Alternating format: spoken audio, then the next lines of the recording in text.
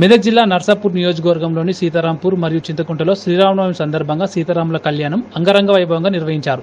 ఈ కార్యక్రమంలో ముఖ్య అతిథిగా నర్సాపూర్ ఎమ్మెల్యే వాటికి Sunitha Laxma Reddy, municipal chairman Ashok Goud, BJP కార్యవర్గ సభ్యులు మురళీ యాదవ్, గ్రామ పెద్దలు, ఆలయ కమిటీ సభ్యులు తదితరులు పాల్గొన్నారు.